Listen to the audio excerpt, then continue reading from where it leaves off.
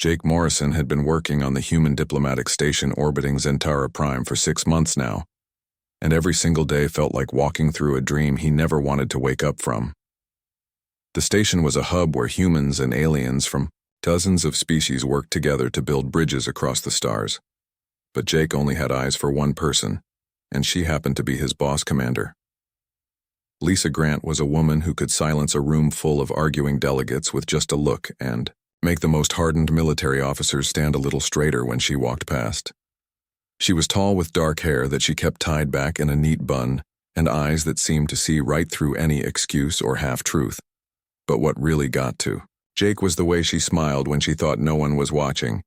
It was soft and warm and completely different from her professional demeanor, and he had been lucky enough to catch it a few times when she was reading reports in her office. The problem was that Lisa was not just any woman, and she was not just his boss either, because Lisa Grant had made history 2 years ago when she became the first human to lead a joint operation with the Valorian Empire. The Valorians were a proud warrior species who respected strength above all else, and Lisa had earned their loyalty by outthinking a pirate fleet that had been terrorizing trade routes for decades. She did it without firing a single shot, and the Valorian High Command had been so impressed. They offered her a position in their military which she politely declined, because she preferred working in diplomacy.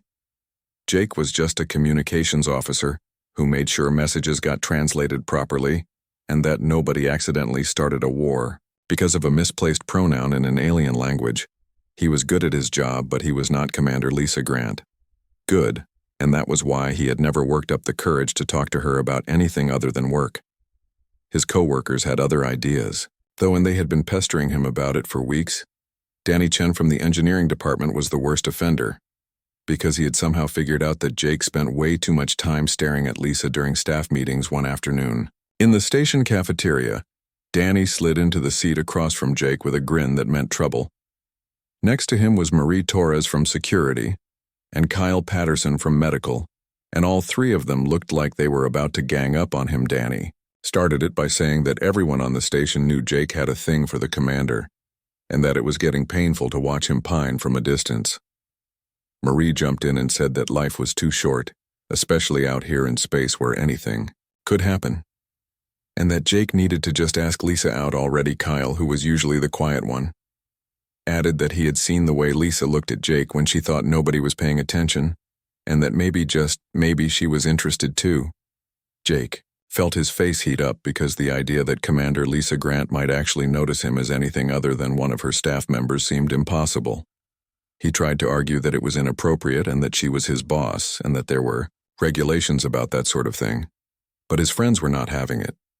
Danny pointed out that the regulations only prohibited relationships that might compromise the chain of command, and that Jake was not exactly in a position to give Lisa orders, so it would probably be fine. Marie said that Jake should at least try because the worst that could happen was she would say no, and then they could both move on. Kyle added that based on what he had observed, Lisa would probably say yes, and that Jake was worrying over nothing.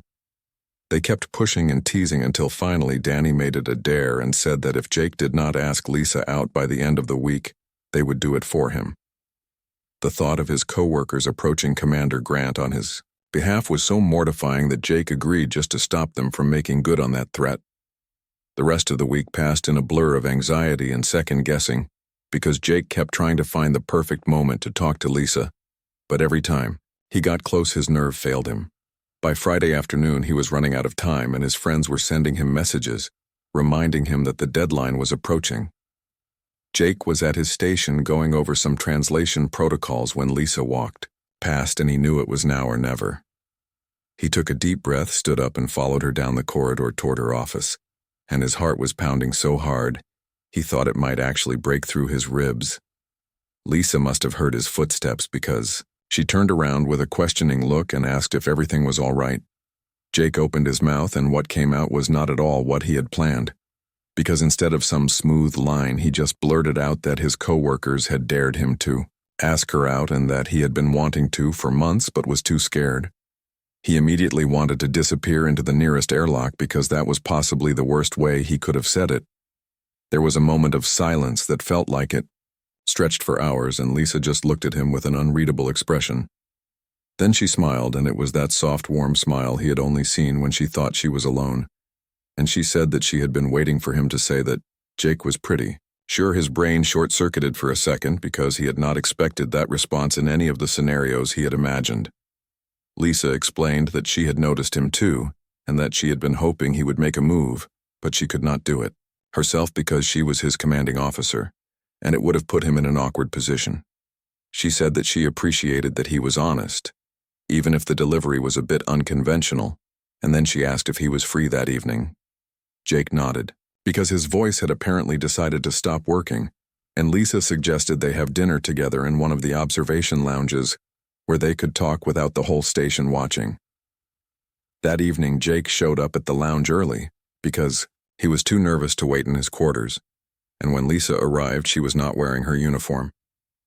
Instead, she had on simple civilian clothes, and her hair was down for the first time since he had met her, and Jake thought she looked absolutely stunning. They sat by the large windows that looked out over Zentara Prime, and talked for hours about everything except work. Lisa told him about growing up on Earth and how she had always dreamed of exploring the stars, and Jake shared stories about his childhood in the colonies.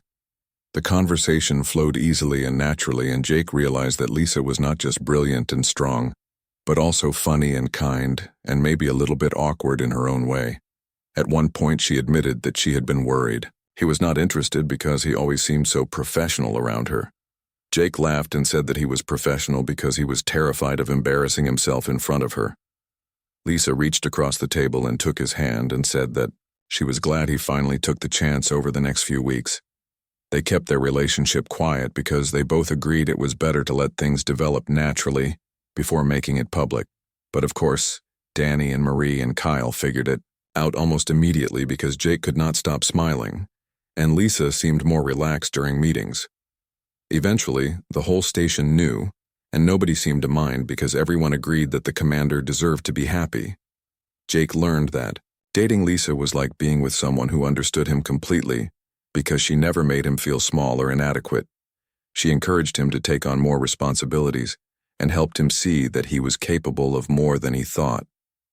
And Lisa told him that being with Jake reminded her that there was more to life than duty and command, and that sometimes it was okay to just be herself. Months later, when the station hosted a delegation from the Valorian Empire, Lisa introduced Jake as her partner, and the Valorian ambassador nodded approvingly. He said that humans understood something many species did not, which was that strength came in many forms, and that choosing to be vulnerable with someone you trusted was its own kind of courage.